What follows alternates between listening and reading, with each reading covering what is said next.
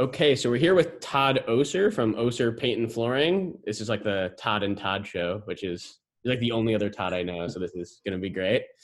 So before we begin, I'd love for you to give like a minute or two background on yourself, the store, any type of history that you guys have. I know it's been a long-standing business. Yeah, so we've been in business now going on year number 40. Originally opened as a paint store 40 years ago and got into flooring probably about 35 years ago. Paint's always kind of been what we were known for. We carried wallpaper also. Got out of the wallpaper business about 10 years ago just because of inventory and price and everything.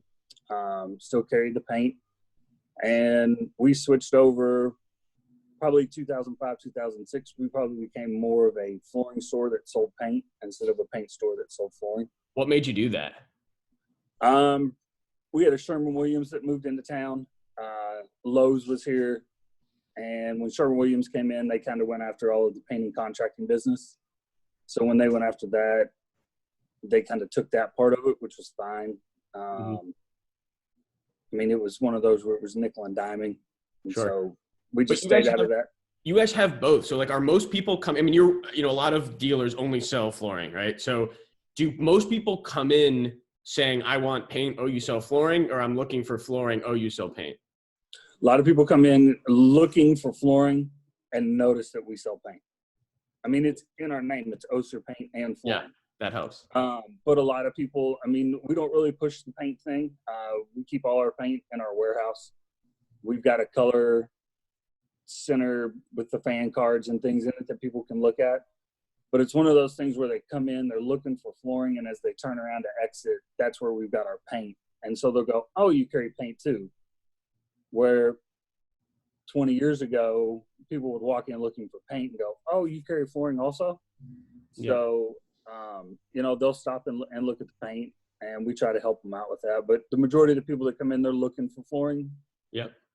Do you ever do like if you're buying this LVT, this paint is really good for you. If you buy this paint, this flooring might be really good for you. Like, do you do any cross kind of combinations like that? No, we've run some promotions where, like, if you buy at least a 12 by 15 piece of carpet, we might give you a free gallon of paint. Just to be able to do, because a lot of times, just to entice them. I mean, it's not that big of a deal. A gallon of paint's not that expensive for us. Yeah, to close the deal, I assume that's not a big deal. Right. I'd rather sell the piece of flooring anyways. Margins are better. So. Yep. That's super interesting. Do you guys sell anything else besides paint and flooring now? I know you got a wallpaper, but anything else that you guys sell? Yeah, we do a small amount in window blinds. Okay. Don't do a ton of it. We've got they call it an active seniors community. You have to be over 55 to live in it, and they're like just condos. And we supply them all their blinds, which are 2-inch faux wood blinds. So we try not to get into automation and all the things like that. We try to stick with stuff that we know.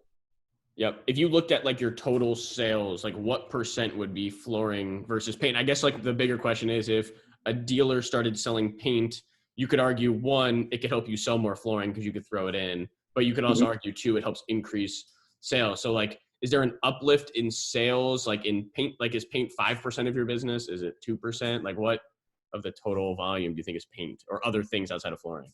Yeah. So 95% of our business is flooring. 5% is paint and blinds, probably. But do you think paint and blinds have increased the 95% volume just because you have it and you can throw it in? I don't think so.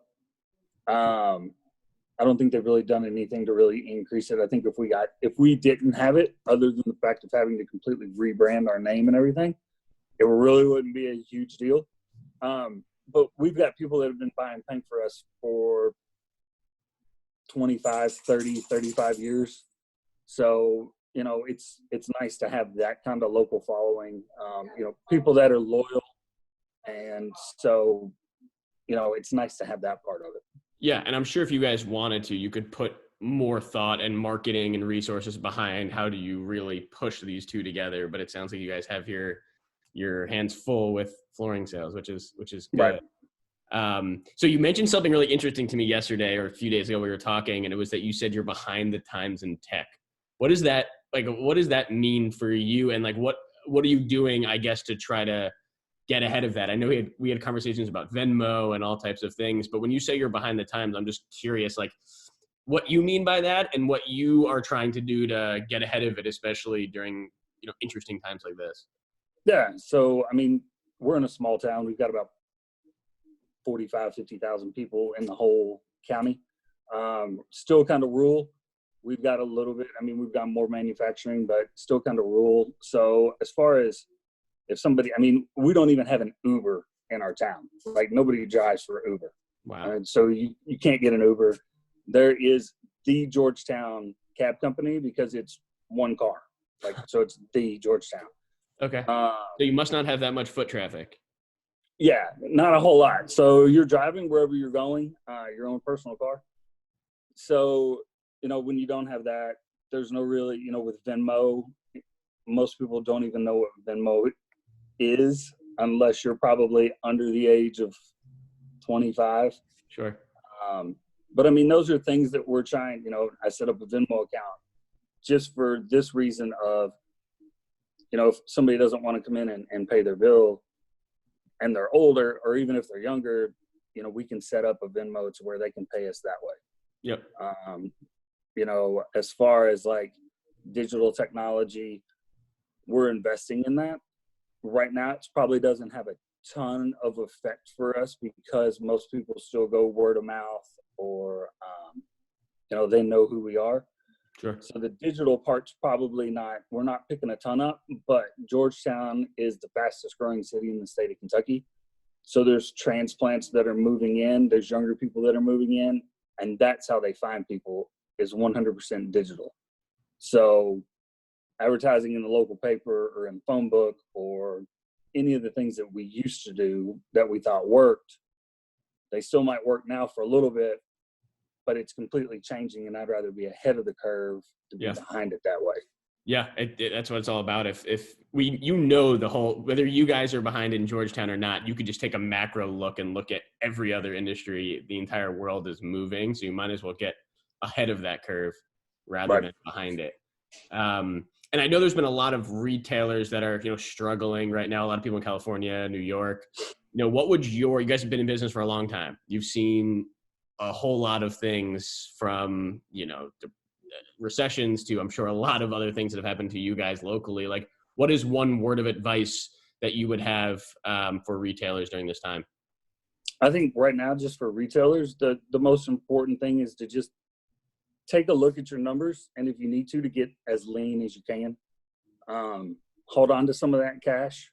If you can, talk to your manufacturers, your vendors, anything you can do to where they can help you out to keep that cash in there and the cash flow. We just had a recession in 2008, and, we had to lay a couple people off that were working here. We had to downsize the size of our store. Just things like that to try to help out. We're going to come back through this. There's no doubt about it, but you just have to get, as lean as you can right now to make sure that you can, get through that part of it. Yeah, definitely.